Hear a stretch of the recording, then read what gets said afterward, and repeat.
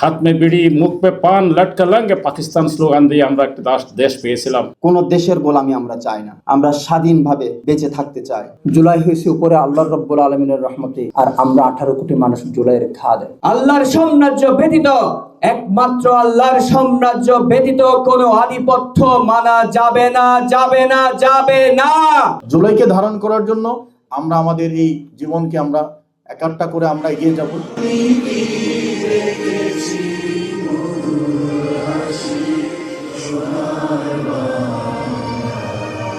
হাত মে বিড়ি মুখ পে পান লটকা লাঙ্গে পাকিস্তান স্লোগান দিয়ে আমরা একটা দেশ পেয়েছিলাম 47 সালের 14 আগস্ট। কিন্তু আমরা আবার ধাক্কা খেয়েছি, আমাদের সে অর্জনটাকে তারা কুক্ষিগত করেছে, যার কারণে স্বাধীন ফেরার জন্য পূর্ব বাংলার মানুষ আবার জেগে উঠেছে, আবার আমাদের একত্রে রক্ত দিতে হয়েছে।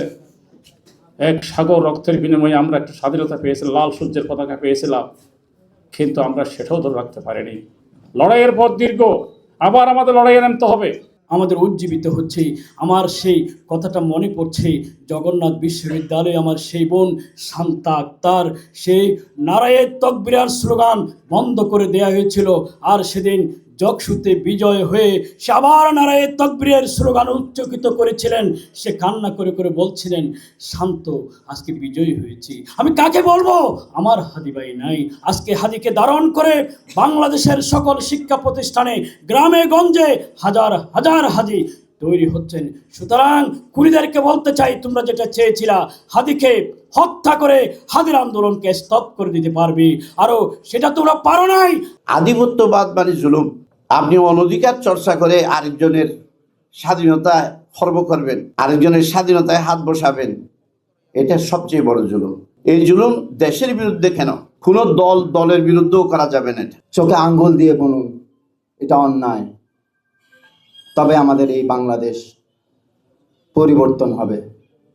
এবং সাথে সাথে শুধু ভারত না, পাকিস্তান বলেন বা অন্যান্য দেশ বলেন, কোনো দেশের গোলামি আমরা চাই না, আমরা স্বাধীনভাবে বেঁচে থাকতে চাই। জুলাই গণ অভ্যুত্থানে যে 2000 শহীদ নিজের জীবন দিয়েছেন, তাদের যে মহান মহৎ উদ্দেশ্য, সেটা হচ্ছে বাংলাদেশের মালিকানা, বাংলাদেশের স্বাধীনতা, সার্বভৌমত্ব, উন্নতি, অগ্রগতি, এটি বাংলাদেশপন্থী মানুষের, খেটে খাওয়া মানুষের হাতে পৌঁছে দেওয়া। তিনি বলেছিলেন জুলাইয়ের মাস্টার মাইন্ড হচ্ছে শহীদ আনাস ওয়াসিম মুক্ত। এই জুলাইয়ে বাংলাদেশে কোনো ইমাম নেই, জুলাই হয়েছে উপরে আল্লাহ রাব্বুল আলামিনের রহমতে, আর আমরা 18 কোটি মানুষ জুলাইয়ের খাদ। বাংলাদেশের প্রধান যে দুই শত্রু, তাদেরকেও তিনি চিহ্নিত করে গিয়েছিলেন। তিনি বলেছিলেন বাংলাদেশের প্রধান দুই শত্রু হচ্ছে দুর্নীতি এবং ভারতীয় আধিপত্যবাদ। তিনি বলেছিলেন এই দুর্নীতি আর ভারতীয় আধিপত্যবাদের বিরুদ্ধে যারা জিহাদ ঘোষণা করবে, তাদের হাতে গড়ে উঠবে আগামীর বাংলাদেশ। এই জুলাইকে হোল্ড করার জন্য সে বহু ধরনের কালচারাল মুভমেন্ট করেছে, ডকুমেন্টারি করেছে, বই প্রকাশনা করেছে, তার বিভিন্ন অলিতে গলিতে যেখানে যায় সেখানে জুলাইকে বারংবার দ্বারা করেছে। বলছে এই জুলাইকে কোনোভাবে বৃতে হতে দেওয়া যাবে না। জুলাইয়ের কোনো নেতৃবর্গ যেখানে আক্রান্ত হয়েছে সেখানে কথা বলার চেষ্টা করেছে। জুলাইকে ধারণ করার জন্য আমরা আমাদের এই জীবনকে আমরা একাট্টা করে আমরা এগিয়ে যাব। কি অন্যায়ের সাথে আপোষ করেননি, তাই তাকে শহীদ করা হয়েছে। সংগ্রামী উপস্থিতি, ইনসাফের জন্য, আজাদির জন্য উপমহাদেশে যে লড়াই চলমান ছিল, সে লড়াই এখনো শেষ হয়নি। তিতুমির বাঁশের কেল্লা গড়েছিলেন, তিনি বলেছিলেন আল্লাহর সাম্রাজ্য ব্যতীত, একমাত্র আল্লাহর সাম্রাজ্য ব্যতীত কোনো আধিপত্য মানা যাবে না, যাবে না, যাবে না। সংগ্রামী উপস্থিতি, ব্রিটিশরা এনেছিল কামান, তিতুমির এনেছিলেন জনগণ আর ইমান। বাঁশের কেল্লা ধ্বংস হয়ে গিয়েছে, তিতুমির টিকে গেছে ইতিহাসে, বিপ্লবের ইতিহাসে, আমার আপনার ইতিহাসে, আমার আপনার সংগ্রামে। বাঙালির তরুণ যুবকরা সব সময় আগ্রাসন বিরোধী মনোভাব তাদের ভিতর পুষে রেখেছে। তারা কখনো আগ্রাসনকে, আধিপত্যবাদকে, ফেসিবাদকে সুযোগ দেয়নি। তেমনি একজন ছাত্র আমাদের শহীদ শরীফ ওসমান হাদি ভাই, এই ভারতীয় আগ্রাসনের বিরুদ্ধে কথা বলতে গিয়ে ফেসিবাদী ছাত্রলীগের হাতে নির্মমভাবে শহীদ হয়েছেন আমাদের শহীদ আবরার ফাহাদ ভাই। আওয়ামী লীগের এই যে অধঃপতন, এটা যে আমাদের বহু কিছু শেখার আছে। কথা এবং কাজে মিল থাকা। আপনি যদি আমাকে প্রশ্ন করেন হাদির ব্যক্তিত্বের প্রধান চারিত্রিক বৈশিষ্ট্য কি, তার বড় বড় কথাগুলো, বড় বড় ওয়াদাগুলো মাঠে বাস্তবায়নের সম্ভাবনা তৈরি হয়েছিল।